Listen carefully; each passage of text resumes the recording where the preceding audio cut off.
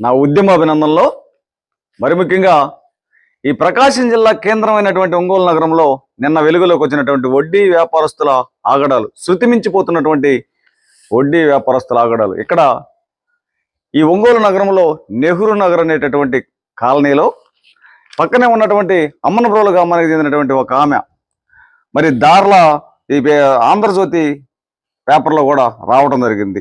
దార్ల మాధురి అనేటటువంటి ఆమె భర్త చనిపోయింటే 3 పిల్లలతోటి వచ్చి ఈమె ఇక్కడ రెంటింట్లో మరి నివాసం ఉంటూ 3 పిల్లలను చదివించుకుంటూ ఇళ్లల్లో పాసి పని చేసుకుంటూ జీవనం సాగిస్తున్నటువంటిది.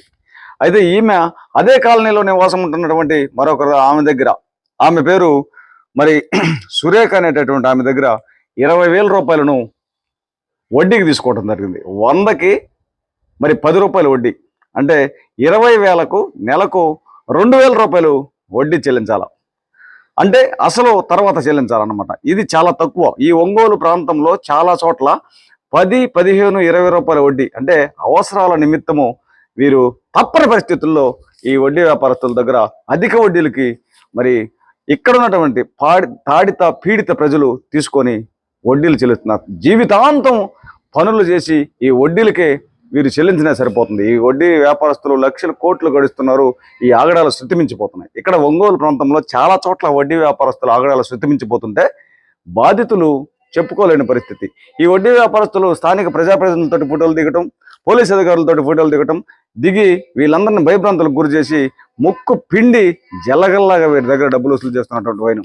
ఈమెను మరి దార్ల మాధురి అనేటటువంటి ఆమెను 2 నెలలు వడ్డీ చెల్లించలేదని చెప్పి ఇంట్లో నుంచి చుట్టుపట్టుకుని లాగి కట్టేసి బహిర్గతంగా ఇష్టానుసారంగా కొట్టడంతో స్థానికులు బయటకు రావడంతో వీరు వెళ్ళిపోవడం జరిగింది. పోలీస్ స్టేషన్లో కేసులు కూడా నమోదవడం జరిగింది. అంటే ఇక్కడ ఈ ఒంగోలు నగరంలో శృతిమించిపోతున్నటువంటి వడ్డీ వ్యాపారస్తుల మీద ప్రభుత్వం, ఇక్కడ డిఎస్పీ గారు ఏదైతే ఇక్కడ ఈ లోకల్లో ఉన్నటువంటి ఈ యువకులు మద్యం చేయించి గోల చేసేటటువంటి వారు, ఆడపిల్లకాయల మీద గోల చేసేటటువంటి వారు, మరి ముందు తాగి రాత్రుల పూట విహారయాత్రలు చేస్తున్నటువంటి ఈ అల్లరిమోకల ఆటలు కట్టించేటానికి ఒక పన్నాగం పని దాని ప్రకారం అల్లరిమోకల ఆటలను కట్టిస్తున్నాడో అదేవిధంగా ఈ వడ్డీ వ్యాపారస్తుల ఆగడాలను కూడా శృతిమించడాన్ని, ఆగడాలను కూడా కరికట్టాలని డిఎస్పీ గారికి తెలియజేస్తున్నాను. అయితే ఇక్కడ మనకు ఈ ఎలక్షన్స్ 2024 ఎలక్షన్స్ రాకముందు ఇప్పుడు మంత్రిగా ఉన్నటువంటి ముఖ్యమంత్రి గారి తనయుడు లోకేష్ గారు ఒక మాట ఇవ్వడం జరిగింది మనకి.